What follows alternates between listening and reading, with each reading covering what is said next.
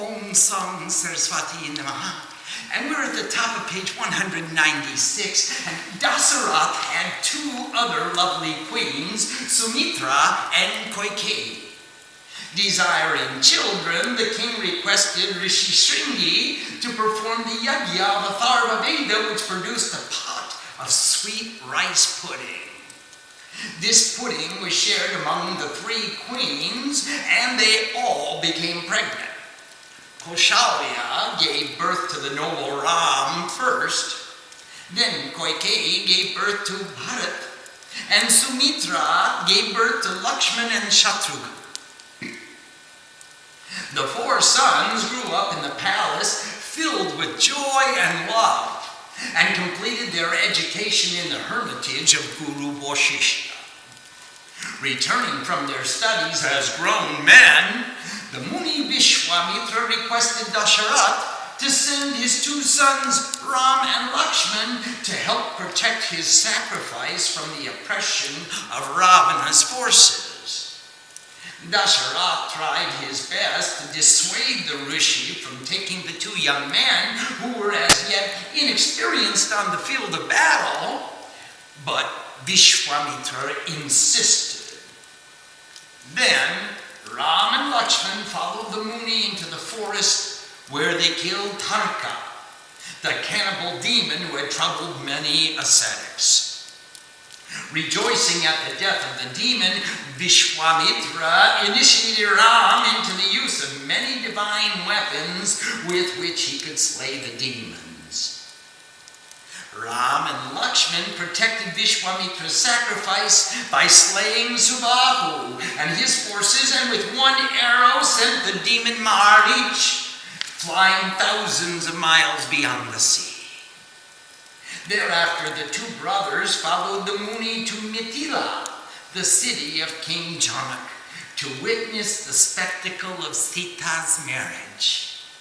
King Janak had proclaimed that whoever could lift the bow of Shiva would become the husband of his daughter. On the way to Janak's city, Vishwamitra told Ram and Lakshman the story of the descent of Ganga, and Ram redeemed Ahalya from the curse of Rishi Gautam. Gautam had cursed her to become a stone because she slept with Indra. Reaching Mithila, the King Janak greeted them with great respect and gave them a fine resting place in the royal apartments. Vishwamitra sent Ram and Lakshman to the royal gardens to pick fresh flowers for his worship. There in the garden, Ram saw Sita on her way to pray in the temple of the Divine Mother Gauri. When Sita saw Ram and Ram saw Sita, neither could think of anything else. Each recognized the other as an eternal partner. Sita prayed to Gauri to make Ram her husband, while Ram promised that there would never be another to rule his heart.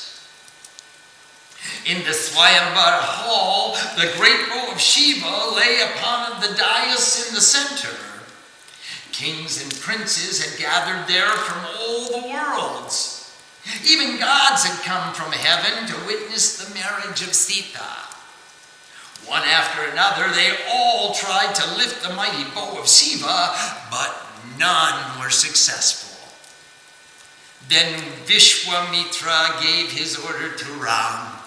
Rise, Ram, lift the mighty bow, marry the princess, and put an end to the suffering of Janak. Ram arose in the midst of that assembly. He lifted the bow as if it were a twig, bent the bow to fix the bowstring, but with a mighty roar, the bow snapped in two. Sita came forth to garland her husband, and Lakshman was married with Janak's younger daughter, Urmila, while Bharat and Shatrughan were married with Janak's nieces, Mandali and Shrutakirti. The four sons returned to Ayodhya along with their wives, and the entire kingdom rejoiced. Then Bharat and Shatrugna went to visit their maternal grandfather in the far-off country of Kaikeyi. During their long absence, the king Dasharatha had a lengthy conversation with Vishwamitra, in which the rishi expounded on the duty of a parent to make the children capable and then to quickly hand over the management of daily affairs to the children so that the parents can pursue liberation of the soul. Inspired by the rishi's instructions, Dasarath discussed the matter with Guru Vashishta, and at the Guru's direction summoned all the citizens and tributary kings to an assembly. In the assembly, it was unanimously voted that Ram become the king, and Dasarath was very pleased at the people's decision. Guru Vashishta said that the next day would be the best time in order to perform the coronation ceremonies, and then another auspicious astrological configuration would be far off. And therefore, all arrangements were made, even despite Ram's objections as to the absence of his brothers. Kaikeyi's maidservant, Manthara, was dismayed by this proclamation. She thought that this decision was made purposely while Bharat was away in order to deprive him of the kingdom without his objection. Neither could she desire her mistress Kaikeyi to become the servant of her rival wife, nor could she see Bharat cheated out of his kingdom. Therefore she instigated the feeble-minded Kaikeyi to scheme in conspiracy against the king's orders. Kaikeyi accepted the maidservant as her foremost well-wisher and thus made her a guru to get the throne for Bharat. The king had previously offered her 2 boons, which he had declined to accept at that time, saying that she would ask another day. Tricking the king into swearing upon an oath of his love for Ram that he would fulfill her wishes this night, Kaikeyi asked for the throne for her son Bharat, and that Ram be banished to the forest for 14 years while Bharat consolidated his power. The king was caught in a moral dilemma of whether to give up his son or to give up his truth. In the morning, when Ram learned of this dilemma, he immediately determined to act in such a way as to prove his father right. He would not let anything stain the glory of his beloved father. Therefore, he gave up the kingdom in a moment's notice and prepared to go to the forest.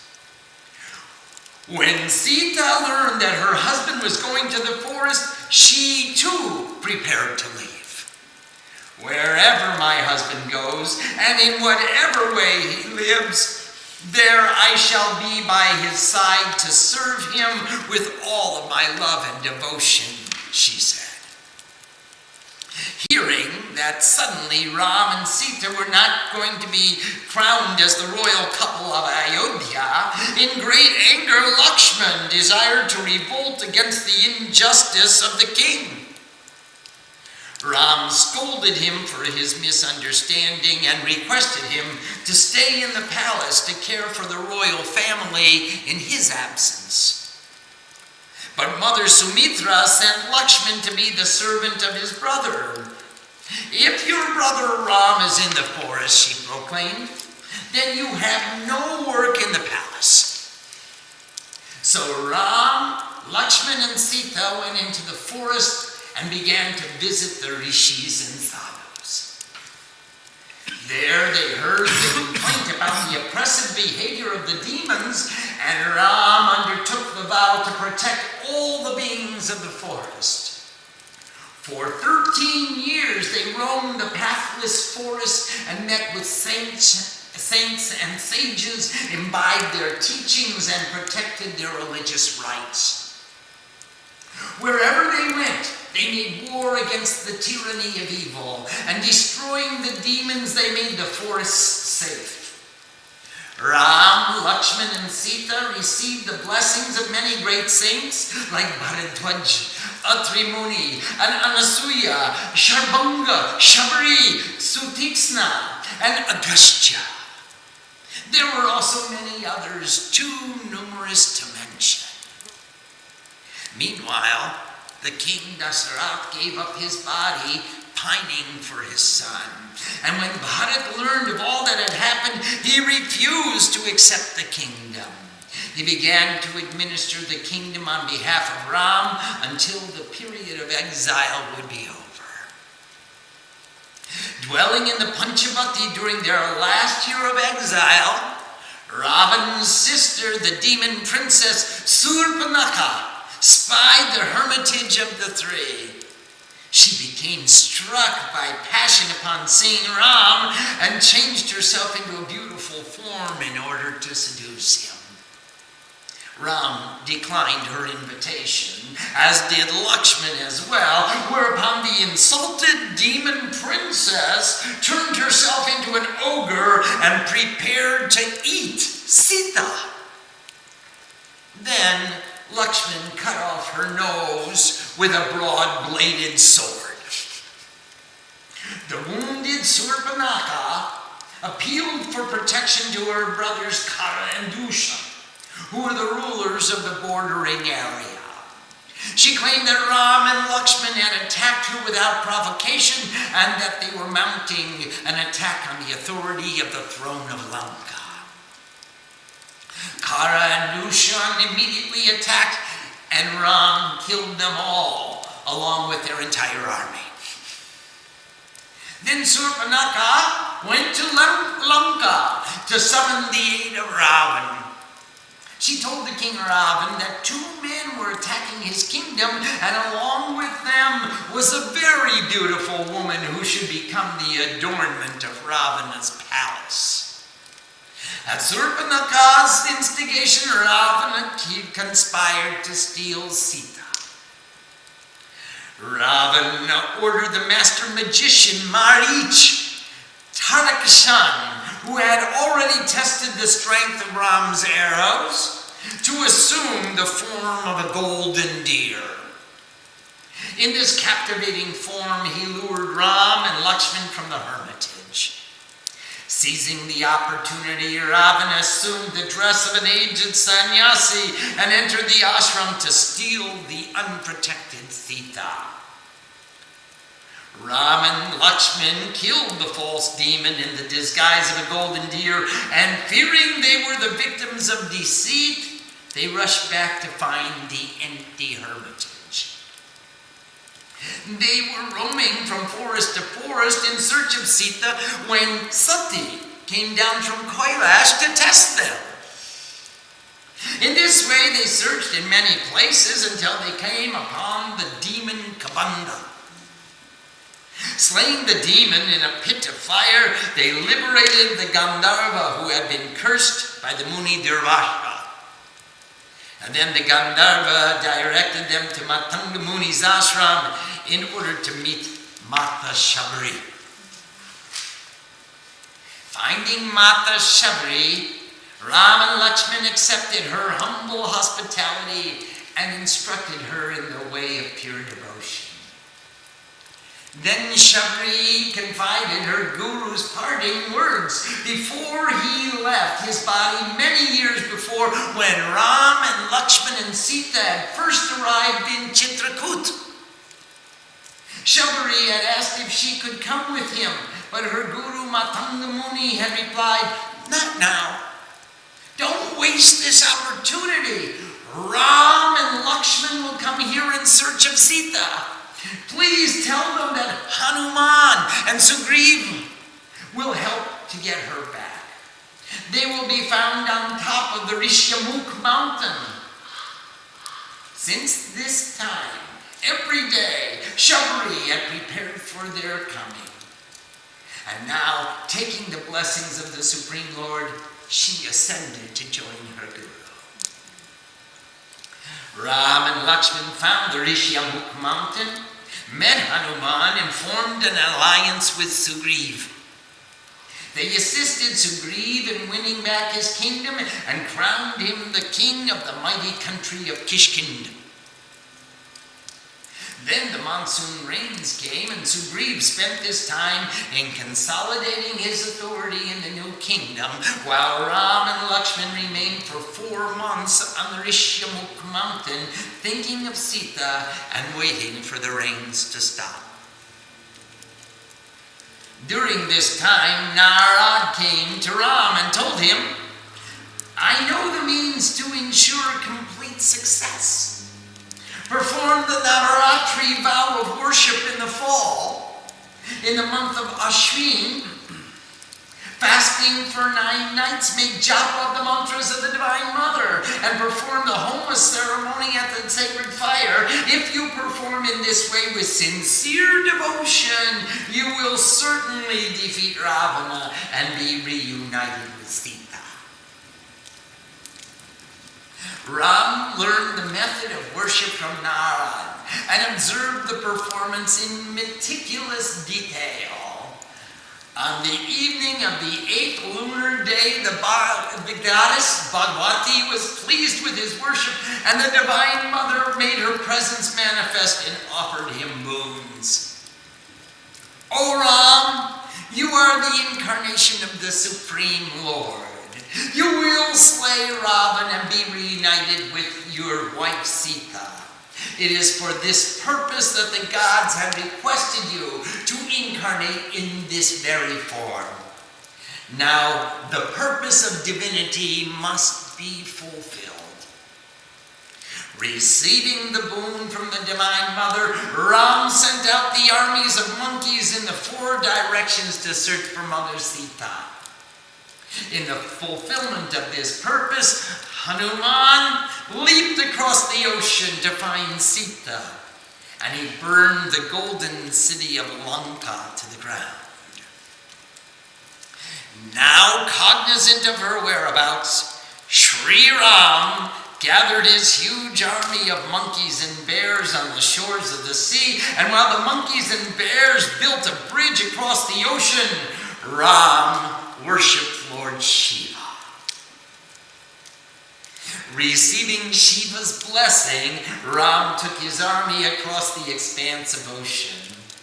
Arriving at the fortress of the Golden City, one by one, Ram and Lakshman and the other soldiers of the monkey armies defeated the great warriors of Lanka. Ultimately, Ram killed Ravan and anointed Bibhishan the king of Lanka.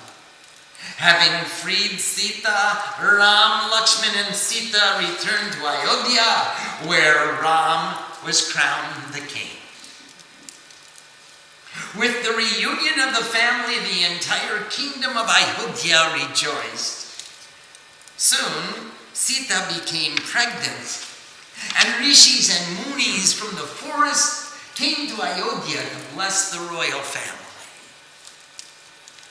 One day, it was late at night, after the king had retired, a woman came to the palace gate seeking the help of the king. The guards at the gate told her that it was late and the king and queen had already gone to sleep. Would she please return in the morning? The lady went away, but did not return the next day. When King Ram heard of the incident, he wanted to know who was the lady who had been denied his assistance and what was her problem. Had she found a resolution? "As long as the citizens are not comfortable," said Ram, "a king has no right to sleep in comfort. It was not right to send the lady away. You should have awakened me. Now, go find that woman. Find out her problem and find a resolution." Ram sent his spies throughout the kingdom to search for that woman, but he was not satisfied with the answers that they brought. Then he determined to go himself. Disguising himself as a village businessman, the king wandered from village to village to listen to the talk of the people. Everywhere among the citizens it was the same. The lady had come to the palace. The lady who had come to the palace had been the washerman's wife. She had gone to the market in a nearby village, but when she was coming home in the night, it began to rain. The boatman told her that it was unsafe to cross the river during the rainy night and bid her to stay the night until the rain ceased. He said that he then took her across the river in the morning. When she arrived home, her husband was angry.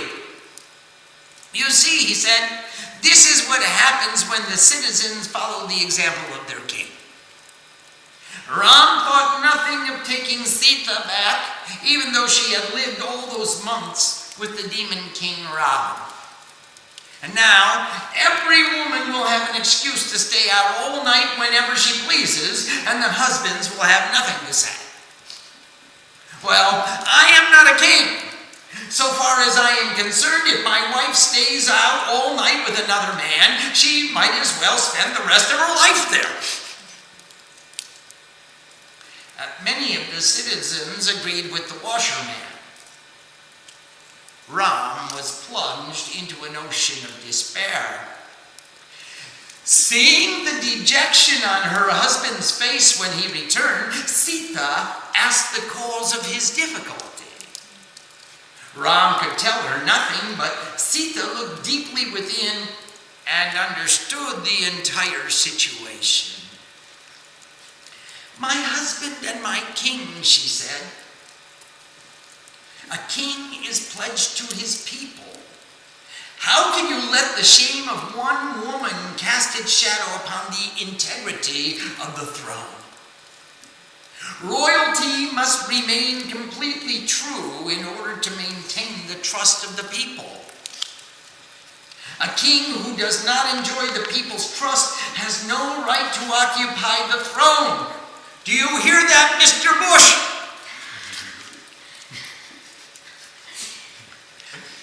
But Sita, that woman was innocent, and she has already gone away to another country.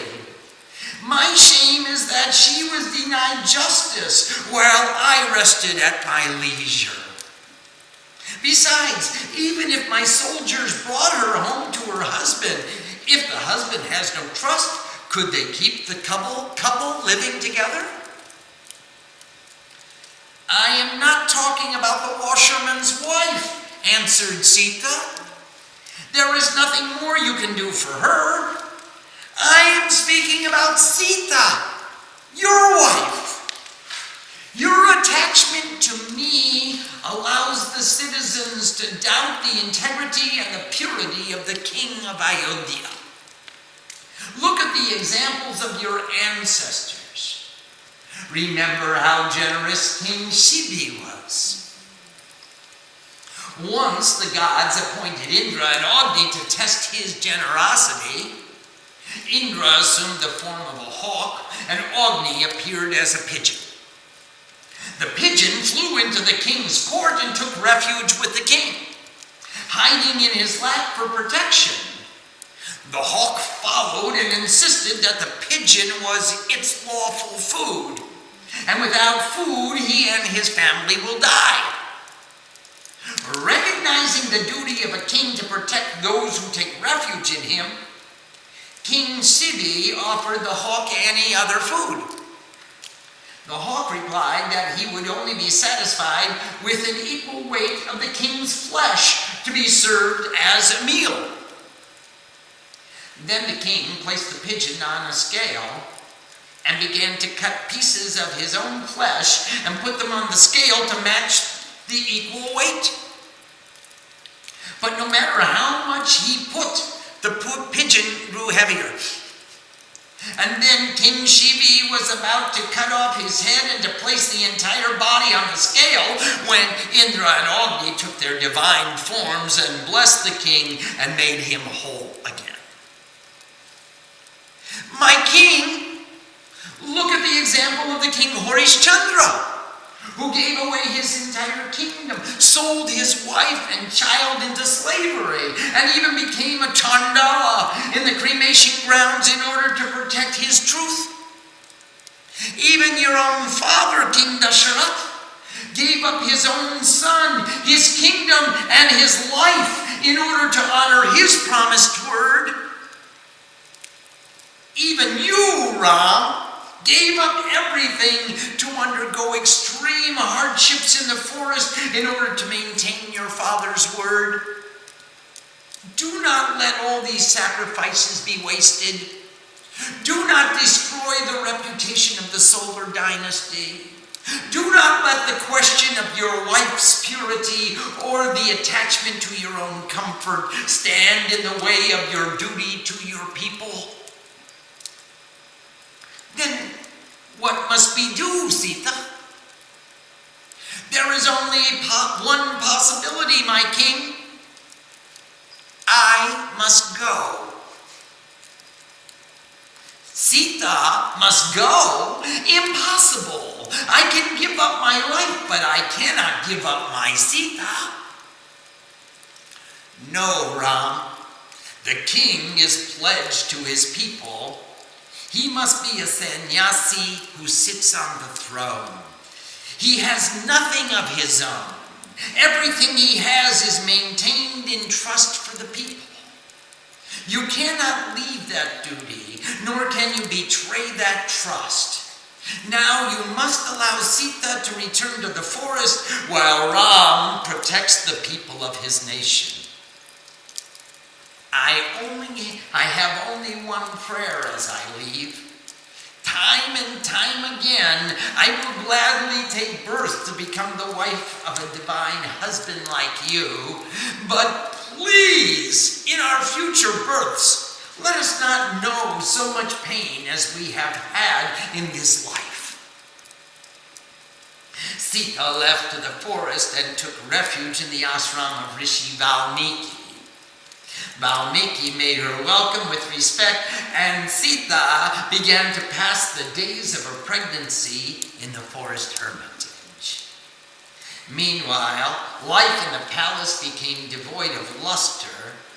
Ram became a dispassionate ascetic, sleeping on the floor on a mat of kush grass, even amidst the luxury and splendor of Ayodhya.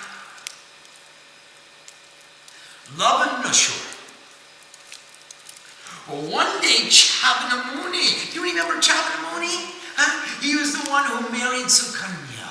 Chavanamuni came to Ram's court seeking protection. The wicked king of Mathura, Lavanashura, had been terrorizing the rishis of the forest. Now it was no longer safe for sadhus to meditate in the forest. The Asura had killed many munis and imprisoned many others, and there was no refuge for Dharma in his kingdom. Could Ram help?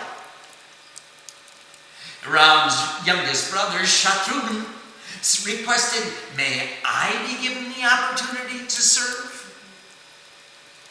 Ram agreed and performed the coronation of his younger brother as the king of Mathura. After you slay that wicked king of evil, the people will need efficient administration to guide their systems in the way of Dharma. Therefore, you must become king. Ram presented Shatrughan with many weapons and bade him to follow the instructions of the rishis. He also told his brother that en route to do battle with the Asura of Mathura, that he should take the blessings of Valmiki Muni. King Shatrughan set out with his army towards the hermitage of Rishi Valmiki. Arriving at the Rishi's ashram, the army made its camp while King Shatrughan went to take the darshan of the Muni. The Muni made him welcome with respect and asked the king to help him in the performance of one rite. Just that morning, 2 noble princes of the solar dynasty had taken birth in the ashram. Would Shatrughan help in the birth ceremony? With great delight, the king performed the ceremonies of birth and blessed the children. Shatrughan took the blessings of Rishi Valmiki and set off to assist in the service of Chavanamuni. With the blessings of the sages, King Shatun killed the evil Lavanashura, and the descendants of the solar dynasty began to reign in Mathura. Lav and Kush.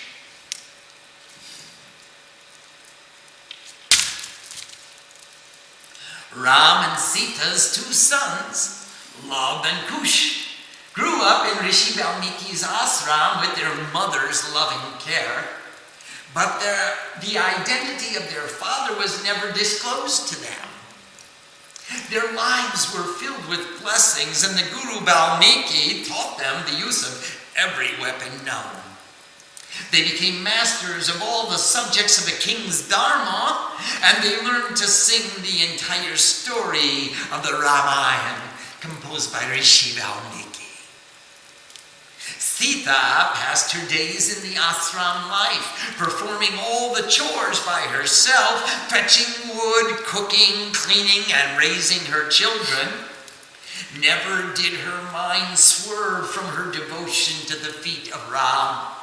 Ram passed his days administering the kingdom and living as a sannyasi even while on the throne. The entire royal family was overcome with sadness because of Sita's absence. With the royal family in sorrow, the people could not be happy. And even though there was abundance and peace and justice, there was no joy or delight. One day, the citizens came to the King Ram with a request that the royal family conduct a celebration. Far too many years have passed with nothing to look forward to. Even though there was peace and prosperity throughout the land, the citizens desired to participate in a grand festival. Thus, the people were so happy when the king agreed to perform the Ashwamedha Yajna. Arrangements were made for the sacrifice, and all the citizens and neighboring kings were invited. Again, there was excitement in the air of Ayodhya. Then the people began to speculate, a king is not allowed to perform any religious sacrifice without his wife. A wife is an equal co-sharer in any dharmic activity. Therefore, if Ram is going to perform the sacrifice, he must have a wife. Who knows where Sita is, or even if she is? It must be that our king is going to marry again. When news of this rumor reached to the king, he was beset with woe. How can the people be so hard-hearted, he thought. Sita has never left my heart even for a moment, and they are thinking that I will marry another? Then Ram had a golden image of Sita prepared and placed it on the dais where he would sit. All the citizens marveled at the steadfast esteem in which Ram held Sita. They proclaimed, our king has given a great honor to all women by this act. He never doubted Sita even for a moment, yet he sacrificed his own happiness and hers because of the doubts of his people. What an honor for a people to have such a king. Guru Vasishta officiated at the ceremonies, offering oblations into the sacred fire while chanting Vedic mantras. A golden crown was placed upon a white horse. Upon the crown was inscribed the challenge: recognize the sovereignty of Ayodhya or prepare to do battle. The horse was set free to roam wherever it pleased, followed by a large army. The horse wandered around the entire subcontinent, and nation after nation surrendered to the supremacy of Ram. Finally, the horse and army were returning to Ayodhya, where the sacrifice would be completed. It was the last night of the journey, and the entire army encamped nearby the hermitage of Rishi Valmiki. Then the plain children spied the horse. Reading the challenge written upon the golden crown, Lav and Kush took the horse. The soldiers guarding the horse told the boys to give it back, but the two young rishis replied, "Tell Ram that we will like to talk with him. Ask him to come and get the horse himself." The soldiers became enraged. "We can't tell the king to come here because of two children playing in the forest. Give us the horse or we will punish you." "You punish us if you can," cried the boys, "but we will not give up the horse until the king comes to get him." The soldiers rushed forward to attack, but reciting a mantra, the rishis made them unconscious. A few survivors ran to tell the captain of the guard what had happened. The captain became very angry and scolded the soldiers for being afraid of two young boys. He came to where the rishis were standing with the horse and demanded that it be returned. Receiving the same reply, he rushed forward to attack. Repeating the mantra, the rishis made him unconscious as well. Then King Shatrughan came to those boys. "Are you Ram?" they asked. "No, I'm Ram's younger brother," he replied. "Oh, we don't have any quarrel with you. Please go back and send your older brother to us. We have a question we would like to ask you." "I can't tell the king to abandon all his other duties to come to the forest to answer the question of two boys. Give me the horse and you can come to Ayodhya and ask the king yourselves." "He's trying to trick us, brother," Lav said. "Don't trust him." "Don't worry, Lav," said Kush. "I won't trust him. He's a very clever soldier. He could take us to the king and punish us without answering our question." "No, King Shatrughan, we will not go with you to Ayodhya. You please go back and tell King Ram to come here." Shatrughan rushed forward to attack, but repeating the mantras, the rishis made him unconscious as well. One after another, Lakshman, Bharat, Hanuman, Sugriv, all were defeated in battle and were put under the spell of the rishis' mantras. At last, King Ram came to reclaim his horse. Just when the opposing sides were about to begin their battle, the Rishi Valmiki returned to his ashram to intercede. "Boys, why are you fighting with our king? The king is the father of the nation. Fighting with your king is like fighting with your own father. Put down your weapons." Lav and Kush put down their bows and arrows and bowed down to their guru, Rishi Valmiki. "Now," continued Rishi Valmiki, "why did you take the king's horse?"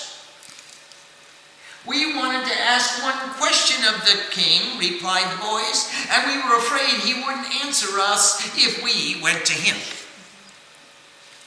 "What is the question?" asked Ram.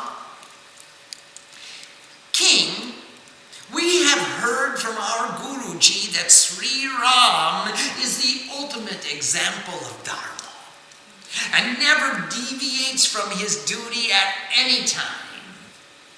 Then what dharma allows a man to abandon a faultless, lawfully wedded wife alone in the forest while he enjoys a kingdom just because some people spread a foolish rumor? We learn from our Guruji that a man is supposed to protect his wife under every circumstance. Then how can you be the example of Dharma, letting Sita go alone into the forest? What Dharma is this?" The dharma of kings, replied Rama. A king is a servant to his people. He must be able to sacrifice everything for his nation, even his very life should it be required. Only then can one be fit to rule a nation. Only then can one be called a king. Please listen, Mr. Bush. Then the fault of Sita's exile is not yours? The fault lies with the people of Ayodhya? O king, we're sorry for all the difficulties we have caused. Any punishment that you want to give us, we are ready to accept. Lav and Kush freed all the soldiers from the spell of the mantras, and Ram took the horse and returned to Ayodhya to complete the sacrifice. Then at their guru's order, Lav and Kush went to Ayodhya and began to sing the Ramayana.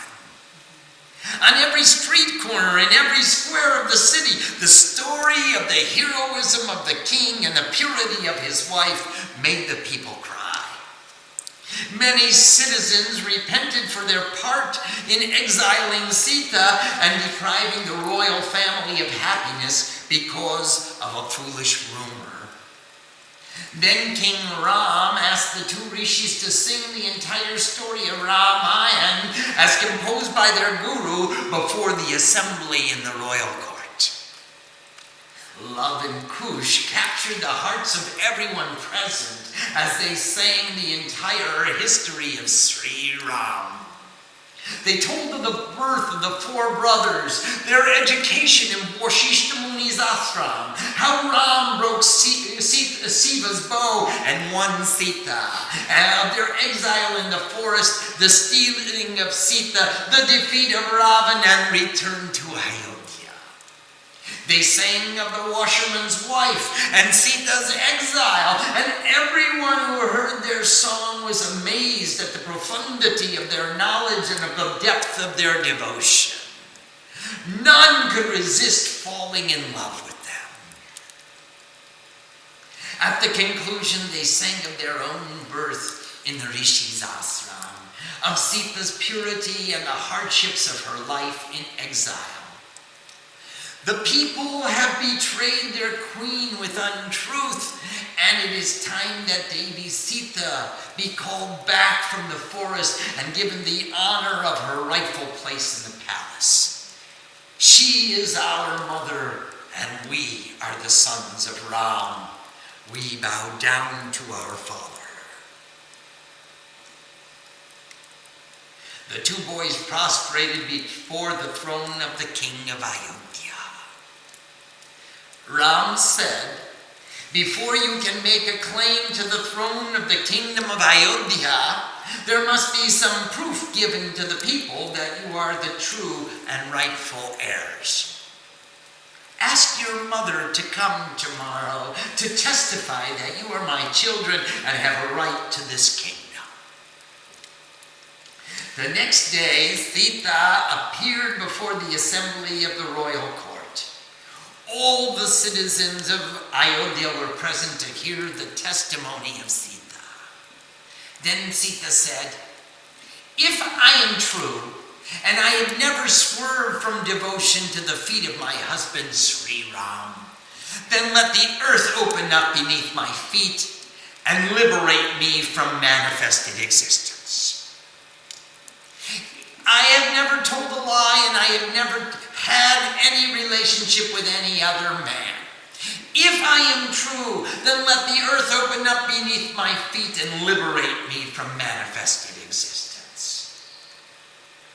Lav and Kush are the sons of Ram. They are true princes of Ayodhya, blessed at their birth by King Shatrugna. If I am true, then let the earth open up beneath my feet and liberate me from manifested existence." Suddenly the earth began to rumble beneath Sita's feet, and then it split apart. Just before Mother Sita descended into the bowels of the earth, she said, and these were her last words, "Ram, of all men that have ever walked the face of this earth, you are the most noble. Again and again I will incarnate upon this earth, wherever you manifest, only to enjoy the privilege of being your wife.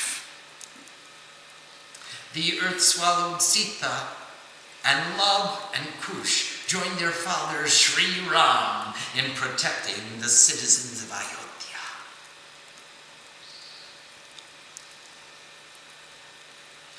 Let's stop here and see if there are any questions. Yes, please. Swamiji, when you look at the life of Lord Rama and Lord Krishna, we see that they left, even though they occupied worldly positions, they were renunciates, as it says in this retelling. Yes. Lord Krishna also, even though he had many worldly beauties, he was detached from his... So was Harishchandra. And Lord King Janaka also. And King Janaka as well.